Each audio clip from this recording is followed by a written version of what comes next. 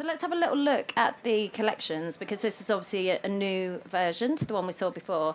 So on the main... Do you want to talk through the collections? Because there's the main collection where we have it goes in this many different ways. The thing is, this is what I love about it. It's so easy to use, and actually I'll go through a couple of bits on it. But there's the key collections, if you like, and then there's different ways to find them, isn't there? Well, yes. It's what I felt is that there are so many different ways of thinking. What shall I have for supper tonight?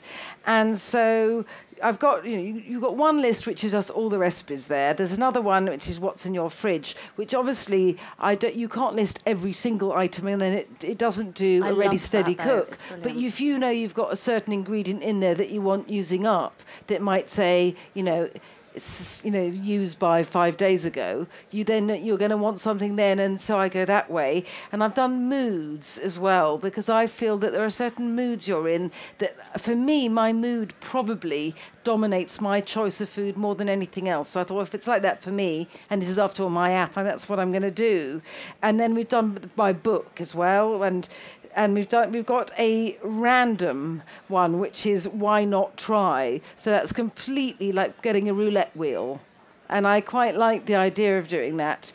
But really, as I say, and then again, if you wanted to do it just purely as you might do looking at an index, you can do that as well. I wanted to make it as flexible as possible. I mean, I'm a book person. I love books. I couldn't be without books.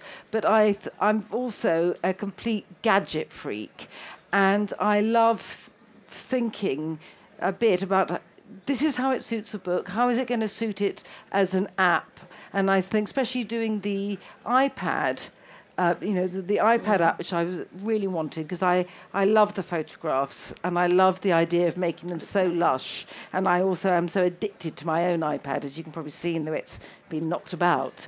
But I think really you've got to treat every medium, for its own, in the way that suits it. Yeah, I don't translate book to TV just by taking one recipe and one chapter, moving it. Every medium has its own demands, and that's what makes it fun. Yeah.